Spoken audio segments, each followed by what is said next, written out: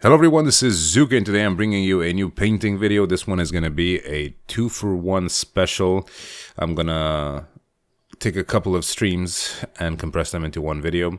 First off, it's going to be a Warhammer inspired creature, and secondly, it's going to be a Warhammer inspired Neckbeard of all things. Explanation for that will follow shortly. I realize it's been almost 2 weeks since I posted a video. Time fucking flies, though. That's for sure.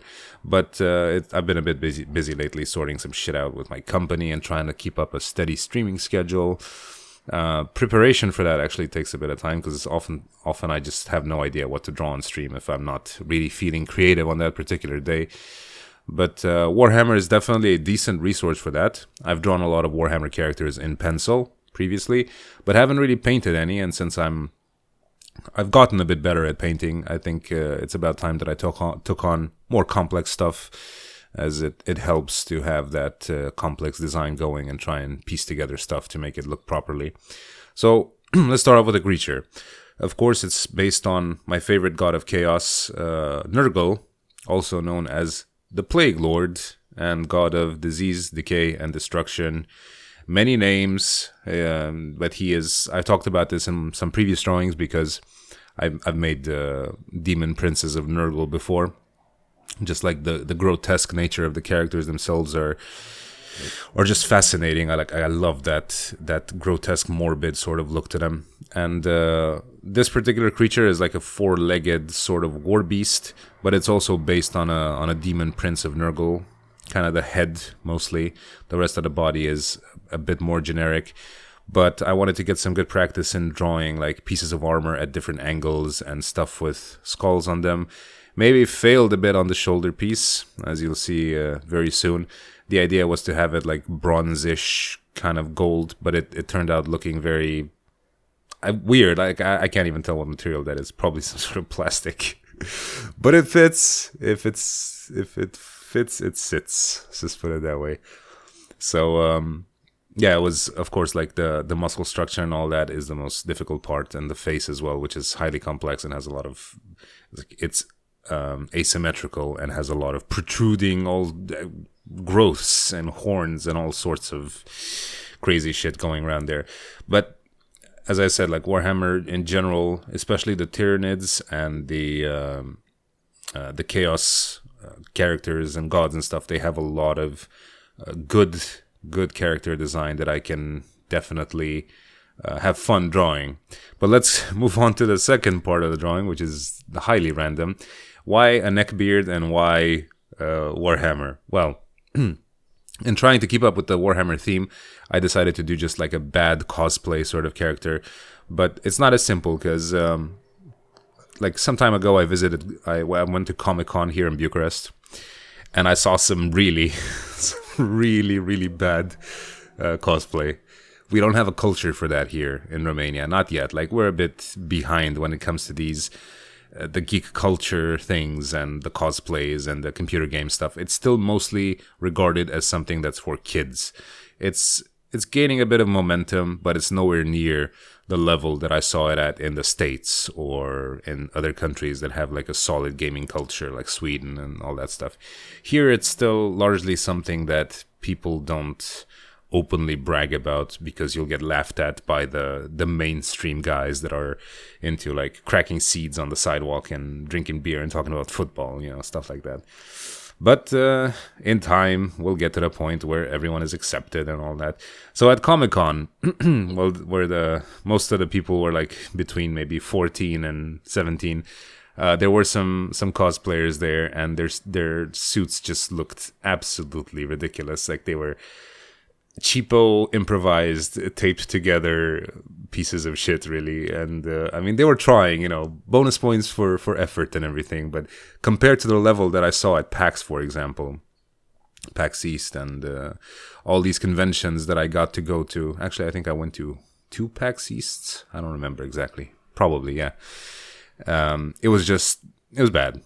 And it just got me thinking, for someone that has never seen something like that, it probably looks pretty strange. But for someone that actually has experience with cosplayers that pour thousands of dollars into having like a proper costume and all that stuff, it looks terrible. And I've also been obsessively reading some subreddits lately, namely r/just neckbeard things, r/nice guys, and r/creepy PMs. I'm one of those people that's very intrigued by like awkward situations between other people. It's like, it's captivating for me. I can't look away. It's like a train wreck. So on those particular subreddits, you can get a sample of how not to do anything, how not to suck at life, basically, especially on r/nice guys and just neckbeard things. It's fascinating, really, for me, because I'm more intrigued by like the psychology and the social aspect and the like gender dynamics and all that stuff. The way people interact with each other, especially some dudes, a lot of dudes that have certain principles in their heads and then hold certain things as valuable. It's hilarious because they're in their like own little universe and they really don't realize the things they say and the actions they do. So on r/neckbeard things, there's a lot of examples of mostly guys like white knighting. Oh, r/white knighting is another fantastic subreddit as well. Many hours of entertainment to be taken from that one. Just like people really trying to differentiate themselves from the masses, but doing it in a very cringeworthy way. Like, my superior intellect and this and that, and I am a mathematician and I have like a katana, and my superior sense of fashion does this and that, and my lady, I will defend you from the douchebags and the fuckboys, as they like to say. It's a circus, honestly. And if you are a Redditor, I recommend just checking those, especially as a guy, just checking those out. I promise you, it's quite shocking if you read through like several pages of them, just how crazy some people can get nowadays.